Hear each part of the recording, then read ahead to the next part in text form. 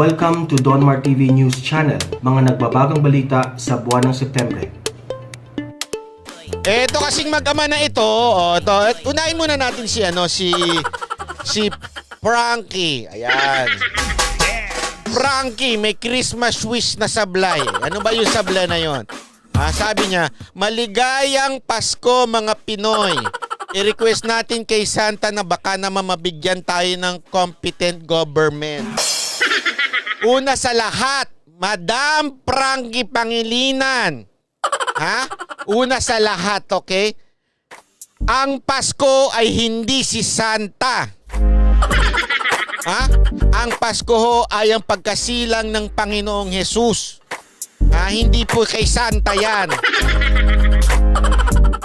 Yan ang hirap sa inyo mga millennial eh. Bernard Flores, salamat po. Yan ang hirap sa inyo mga millennial, mga pawok. Hihirit na lang, sablay talaga. Okay, ang maligayang Pasko mga Pinoy, request natin kay Santa. Aba, siguro naman matanda ka na. Alam mo na hindi totoo si Santa Claus. Ano ito, maglalagay pa rin sa medyas mo? Siguro naman alam mo na sa panahon ngayon na sa Pasko ay para sa ating Panginoong Hesus. Ikaw naman, oo. Tapos ang hirit niya ba, baka naman mabigyan tayo ng competent government. Sabi niya. Alam mo, sa totoo lang ito na lang ang hirit ko Pag ikaw, hindi nakagandahan, sana naman yung ugali mo wag na rin pangit. Okay? Kasi ako nga, sabi ko nga ako alam ko namang hindi ako kagwapuan. Hindi, pangit na talaga, sige. Sabi ng iba, pangit pero sa tingin ko naman hindi. Dahil sabi ng Panginoon, lahat tayo nilikha sa kanyang imahe. Gayun pa man, alam ko na nga hindi uso yung pagmumukha ko, aayusin ko na yung pagkakaugali ko. Ibig sabihin tutulong na lang ako sa kapwa ko kaya sa gobyerno. Hindi yung, pangit na nga. Pangit pa na ugali. Wala ko sinabing pangit siya. Sinabi ko lang huwag kayong maging pangit na nga, tapos pangit pa ugali. Jennifer, salamat Wala ko sinabing pangit siya. Sinasabi ko lang, pag pangit ka na nga, ay, huwag na pangit ang ugali mo. Yun lang ang masasabi ko. Pangalawa, sige nga, let's talk about competent. You don't English me. I won't back away. You don't English me because I will English you, Competent government. Okay, so, therefore I conclude, the competent government you're talking about is the past government since your father served in the past government. Remember your father? Your father, Kiko Pangilinan, is once upon a time a secretary of Pinoy. Siya ho ay, ano ba ang kanyang description? Siya ho ay, ay secretary ng Presidential Assistant for Food Security and Agricultural Modernization. Ang tanong, may nagawa ba yan yung panahon ni Pinoy? If you're talking about competent, therefore you know what's the meaning of competent. If you're saying this government is not competent, therefore you know what's kind of competent government is. Sadly, the government that your father served is incompetent also. Di ba sana, alam mo, okay lang magsalita, iha. Ulitin ko, iha. Tatawagin kitang iha. Ang iha. Alam mo yung kanta na yun? Tatawagin kitang iha. Okay lang magsalita ka ng ganyan na competent government. Kung sana ikaw ay simpleng mamamayan lang. Ang problema, yung tatay mo naging sekretary nung panahon ni Pinoy na alam naman natin yung panahon ni Pinoy ang pinaka-incompetent na gobyerno. Flora Segovia, salamat sa 10 Canadian ha. Membro na nga, talagang bumabanat pa. Salamat talaga Flora. Bernard Flores, di ka kaya pangit Brad. Sabi nga ng mga kaibigan ko, mga puti, super hot ka daw. Uy, oy! Dali, babae ba yung nagsabi niya? Baka naman lalaki nagsabi niyang Brad ha. Kung lalaki, sabihin mo hindi ako nakikipag-ispadahan ha. Talagang sorry, sinusuka ko. Pero kung babae ho yan, abay, baka naman pwede mo ma-follow sa Instagram yan ha. Follow. Ha? Pakilala mo nga ako sa mga friendship mo dyan ha. Yung mga blondie. Ha? Joke lang. Nangaasar lang. Ano mo naman tayo, single for life. Ayun na nga, 'di ba? Sana ho ito lang sa akin Ang lakas ng loob nitong magsalita nitong iha na ito na competent. Sana kung itong kanyang tatay naging competent nung panahon ni Pinoy. Wala naman siya nagawa doon. Bigyan mo ako ng nagawa noon ni Kiko. Wala. Ang alam ko lang nagawa ni Kiko Pangilinan noon na mamaya pag-uusapan natin. Yung juvenile law na yan. Yan lang. Dahil sa ama mo! Yung isang 17 years old na nananggahasa ay malaya lang. Kung makulong man yan, detain lang yan sa DSWD. Mechua, welcome to Banateros. Salamat po, Mechua. Maria Pasco Tanda, salamat din po. Diba Eto, sige, punta tayo dyan. Okay, punta tayo dyan. Ginagalit mo ako Ginagalit mo talaga ako asan na ba yun? Nawawala yun ha? Eto. Ayan, si Kiko. Punta tayo dito kay Kiko. 17 anyos. 17 anyos na nanggahasa. Hindi makukulong dahil kay Kiko.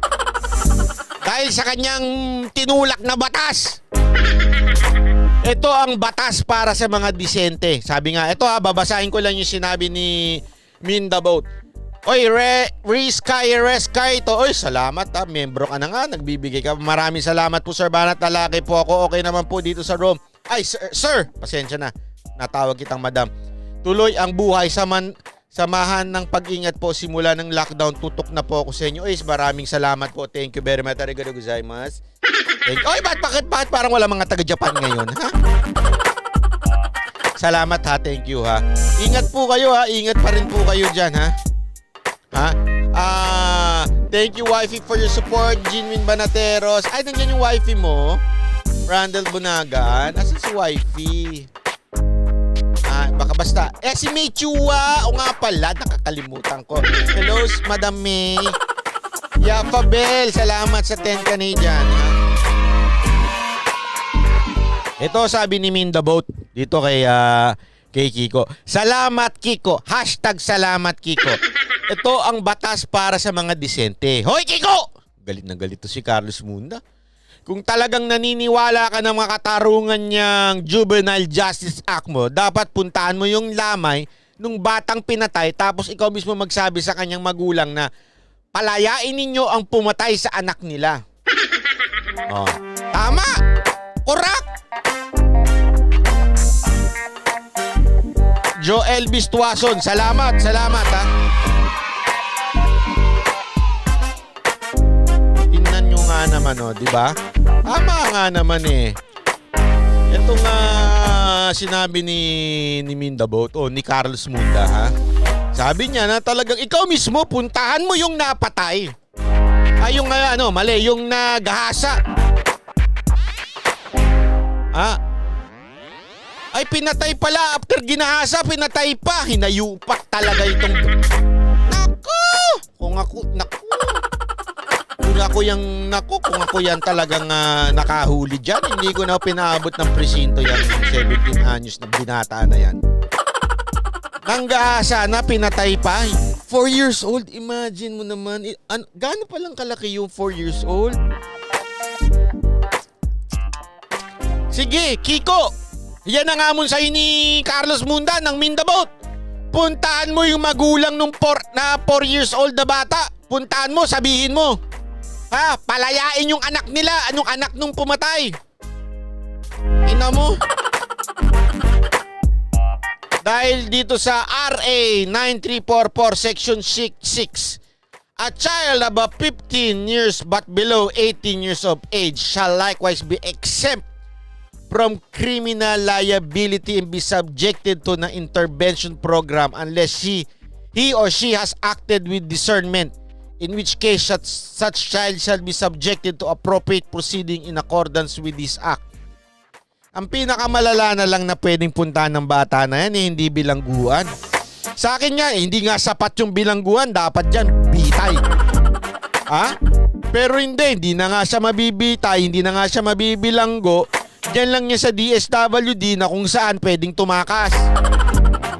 Naramidori, salamat po sa 5, Canadian ha, 550. Knights of Hans UK. Oy, mga taga UK, mga ano ito ha. Banata natin, Bossing Banabay DDS here. Pasyalan mo naman minsan ng channel ko. Knights of Hans. Sige, screen cap natin yan para mapasyalan ko yan ha. Babatiin kita dyan. Annalyn Jamilano, mga banateros. So, ayan, yan. Madalas din yan dito. Ha? Alam mo, sabi nga tama ito sinabi ni Midnight Blues eh. Nakakatulong lang talaga sa mga kriminal to mga dilawan na ito. Oo nga eh.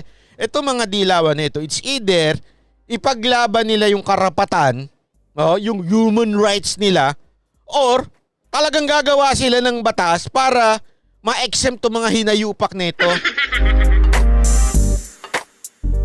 Sa totoo lang, dapat to, sa akin, ng edad 12 years old pa lang, dapat may criminal liability na. Sa totoo lang, ang dami-dami namang mga bata dyan na may pag-iisip na talagang. Di ba Nelfa Austria, pag-greet birthday, Ma'am Nina De La Cruz, Laptop California fan mo. Hello po, Madam Nina De La Cruz. Alam nyo po kung bakit ha? Ito lamang po masasabi ko, may mga nakikita ho tayo, lalo nung hindi pa ho tayo nagla-lockdown. Meron ho talaga akong nakikita na mga, alam mo yung magnanakaw sa gitna ng kalsada, na mga bata, mga snatcher. Ang lakas ho na loob nila kasi pag nahuli sila ng pulis, hindi ho sila pwedeng iditina ng mga pulis. Kailangan ho ilipat ho kagad nila yan sa DSWD o kaya pakawalan. Diba ho? Ang hirap po sa ito mga ito. Nakakairita ho. Talagang nakakairita.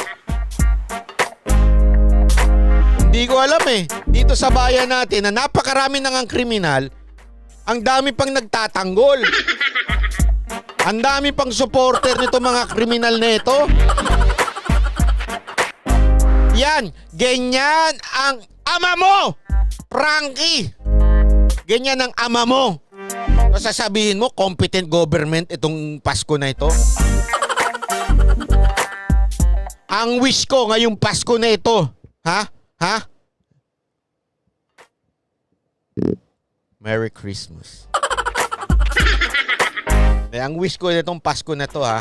Sana magising-gising na yung tatay mo sa katotohanan.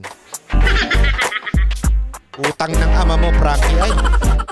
Ang sabi nito ni Nofe 007, utang ng ama mo, Frankie. Binasa ko lang yun, ha? Ay, nako naman, oo. Diba?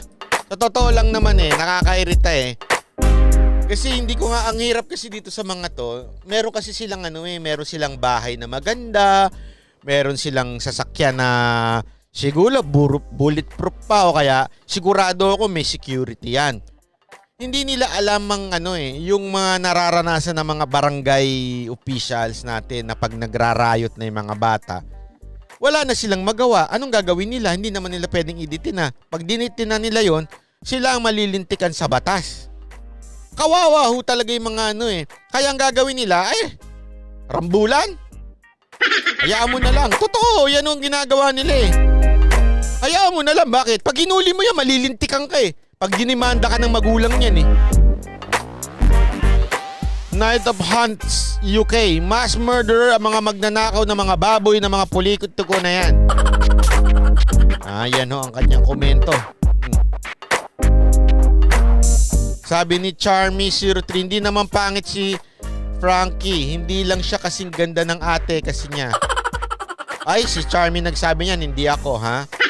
Oy, love! 8DDS Soriano! Welcome to Manatero. Salamat. Thank you very much. Okay. Lipat na tayo dito ha. Kasi si Frankie, akala mo linis-linis siya ng pero sa totoo lang ha, itong mga nako. Eto pa.